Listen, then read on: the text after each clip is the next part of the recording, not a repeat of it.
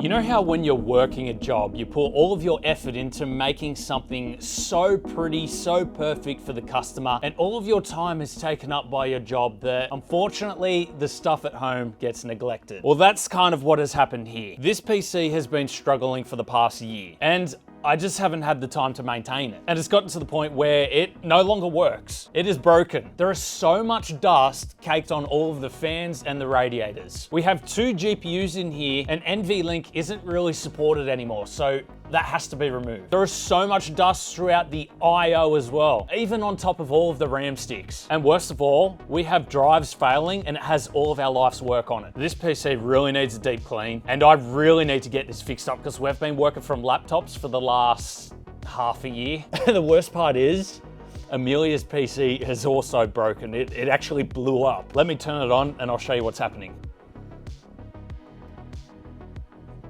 Automatic repair. Oh, jeez. So Windows is corrupt. The C drive is dead. And then we get system thread exemption not handled. So, all right, there's a lot going on with this PC.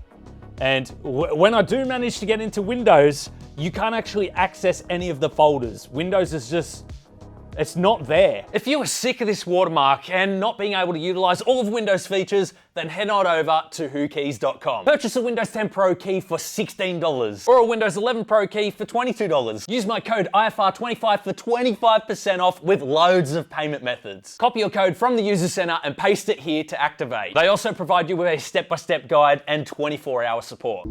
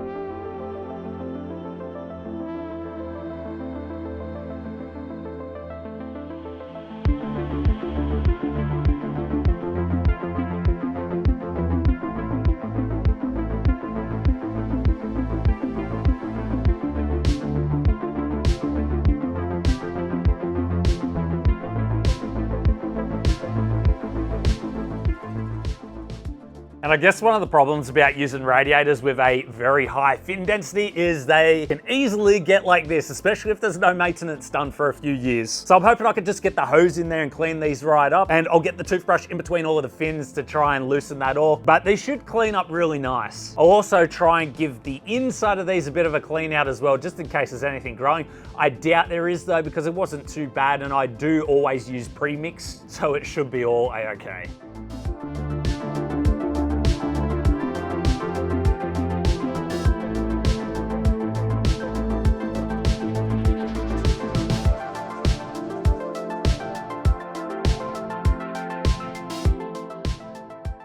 Well, we got the radiators completely clean, and unfortunately there's a little bit of fin damage, but it doesn't affect any of the performance. After all, the water actually flows through the channels and the fins really have nothing to do with it. But we removed all of the dirt and grime, and by loosening it up with the toothbrush first, it actually really helped it out. But the part that I'm a bit disappointed in is actually the gold fittings, because if you leave the fitting sitting there over time and dust cakes on top, it actually starts pitting the gold. And that's really annoying. I've also found that that happens to nickel plating as well. So if you're gonna use these gold fittings, you need to regularly make sure that you wipe all of the dust off of it. Otherwise, you'll find yourself in the same situation as me. So this case has been my dream case for many years. And there was a whole story where we actually got scammed out of the first one that we tried to purchase, but that's a whole nother video. What I really wanna go over here is how dirty this case actually is. So it's actually not in too bad condition considering that it hasn't really had a wipe down for probably 3 years. Yeah, we have a lot of surface dust on it, but that's easy to remove. The only thing I really dislike about this case is the motherboard tray and what it's painted with, because if you touch it,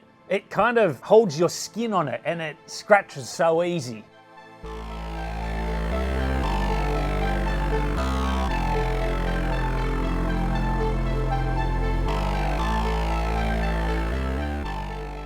I've said it plenty of times before, but this is my dream case, and I'm glad that it does clean up very easily. So we removed all of the dust that was on the motherboard tray, all around the frame as well, and on the power supply shroud and at the rear.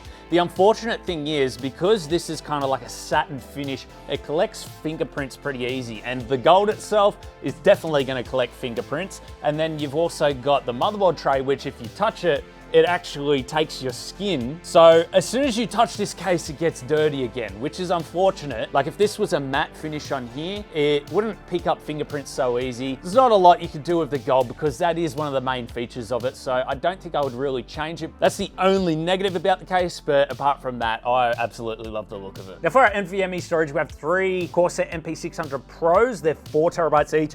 And then we've got the Samsung 980 Pro NVMe, which was our Windows drive. Now this can go right in the bin. It is dead. It no longer works. So this is going out of our system. This right here is actually a NVMe storage device. Kind of looks like a RAM slot when you put it on the motherboard, and it holds 2 NVMe drives. The PCB inside of here is caked with dust, so it needs a bit of a clean down, and so does the outside. But a simple wipe over should do the job.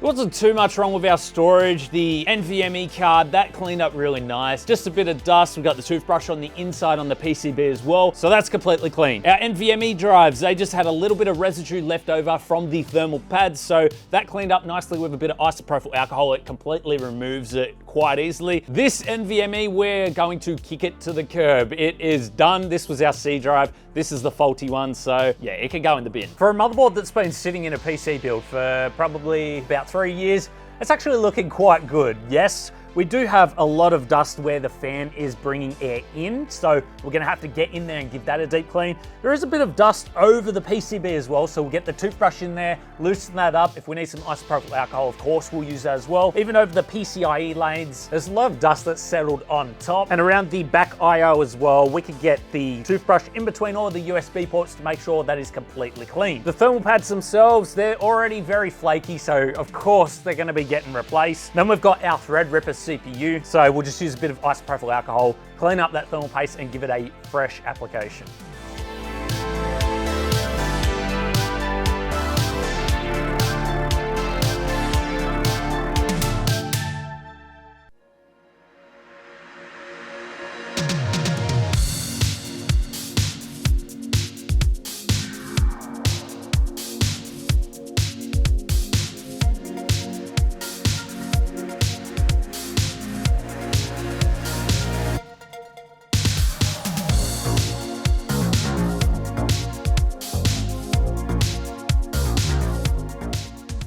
This is our motherboard all cleaned up, and what a beast it is. I mean, we've got the threadripper. We have completely removed the paste. We're gonna put some new paste on there as well. We had so much dust around all of the connections around the side.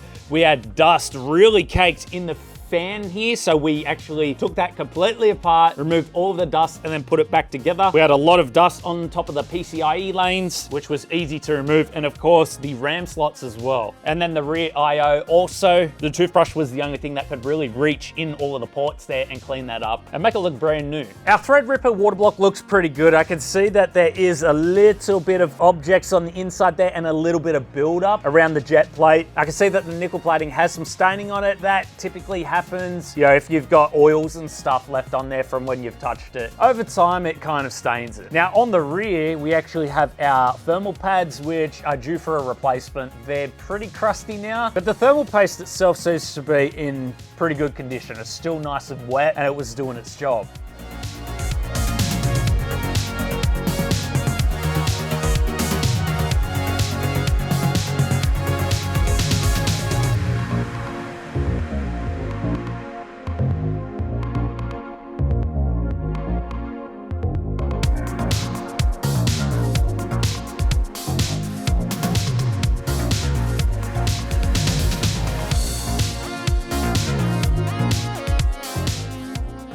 Our CPU block cleaned up really nicely. We were worried about some staining on the nickel plated stuff, but that did remove. And of course, when we got onto the inside, around the fins and everything, we did find a little bit of O-ring residue. We also found some flaky gold bits as well. I don't know if that came off of the fittings. I assume so because they're gold as well. But we removed all of that. We got the toothbrush in between the fins. It's nice and clean now. And on the rear here, we removed all of the thermal paste. It was getting a little dry, but it was still wet enough to use. But the thermal pads, they were what we really needed to replace because they were dry and crusty. So now it should be working at optimal performance now with the new thermal pads. Now the RAM itself, I would say, is in pretty good condition. The side of the RAM that was actually exposed to the air is obviously really dirty, but a simple wipe over will get rid of that. And then the other side is actually in really good condition. Now I can see a little bit of dust has gotten in between the top there, so the toothbrush will actually reach in there really nice. The only thing that I'm worried about with these RAM sticks is when you leave dust and grime on them for quite a while, it actually starts pitting. So I'm hoping that the surface of these is not ruined once I actually wipe them down.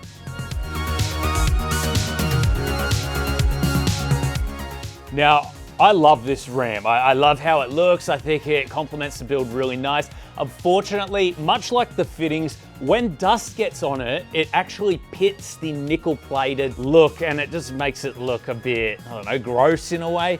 So this was obviously the outside RAM stick that collected all of the dust. The inside ones were pretty much protected because they had a RAM stick on either side, so the dust couldn't really touch it, and that's why this one looks pretty perfect. It's unfortunate that this happens, but the only way to prevent this is to regularly keep your PC clean and wipe down the RAM sticks if you do have these ones. But the good news is they still work. So at the end of the day, that's just a cosmetic thing. Fans are always disgusting when it comes to dusty builds, and these are no exception. However, I know we're not smokers, so they don't actually feel greasy or grimy. It's just kind of surface dust that's stuck to it over the years. So it should come off pretty easy. I'll start with the toothbrush, try and loosen it up a bit, and then I'll go in there with the isopropyl alcohol, clean it right up. If I need to get the blower in there, we'll do that. But these fans are still good to use.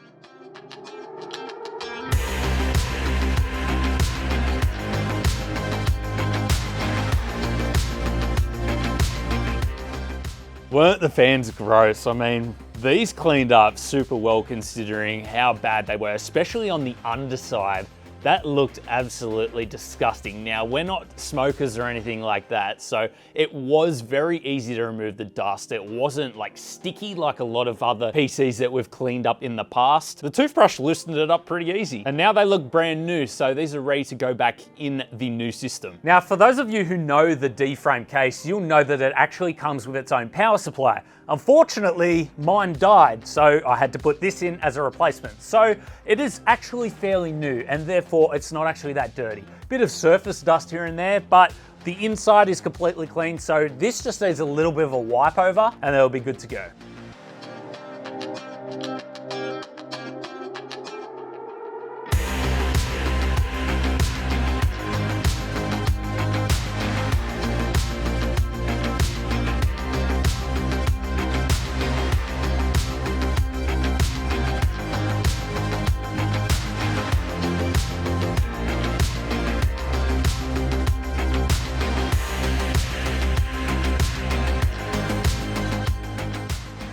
You know, I was never intending to open up the power supply, but I saw the screws on the top and I thought, okay, this power supply is a little easier to just take a look on the inside. And I'm glad I did, because under the fan was so much dust, and on the inside as well, we had to get the toothbrush in there and even the pipe cleaner to get into all the hard to reach gaps. And there was way more dust in there than I was actually expecting, but it's all completely clean now, so it should be working efficiently. I'm glad I at least took the time to take a look. Now, in my previous system, I actually had these two 6TB Seagate Barracuda Pro hard drives. However, because we are upgrading our NAS, you guys will see that in a future video, I no longer have any need for these, so we could strictly stick with NVMe storage. Now, these are still in pretty good condition. However, I can hear something shaking in this one, so that doesn't sound good, but they pretty much just need a bit of a wipe over. Bit of dust on the top. That's quite common for a PC that just sits there.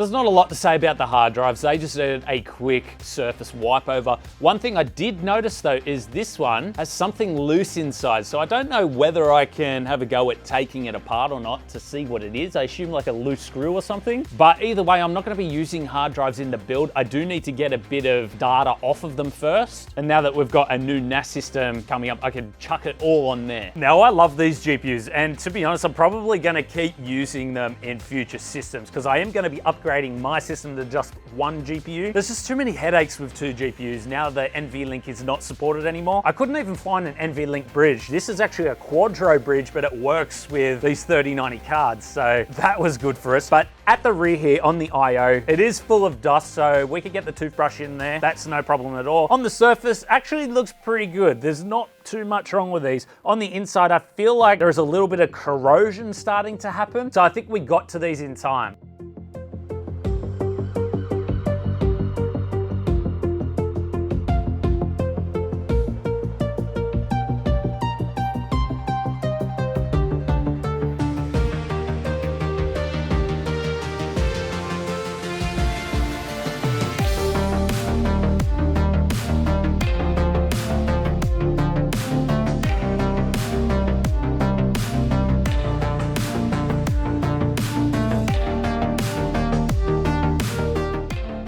The GPUs clean up really nicely, and I took the time to try and carefully remove this bottom strip. I don't know why these GPUs come with these because they've got screws hidden underneath, which is so annoying because a lot of people, when they pull these off, they ruin it. It's only thin aluminium, so sometimes it's hard to get replacements as well. On the inside, I did find a little bit of buildup and a little bit of corrosion starting. However, I managed to remove it all. It was like some greeny, browny gunk. And in between the fins as well, I did find a little bit of O-ring and a little bit of, I don't really know what it was, but we got all that removed, got the toothbrush in between all of the fins as well because nothing else I have would reach in there. And they look brand new. Now this is my Alpha Cool pump, and on the surface, I can't see too much wrong with it. Does need a bit of a wipe over at the back here. I can see some surface dust. On the inside, if I look a little closer around the O-ring, I'm starting to see a little bit of buildup. And there's also this white marking around the top, which I'm not exactly sure what it is. So we're gonna have to pull it apart, take a closer inspection, and we'll see if it's a little bit of growth or it's just the acrylic itself.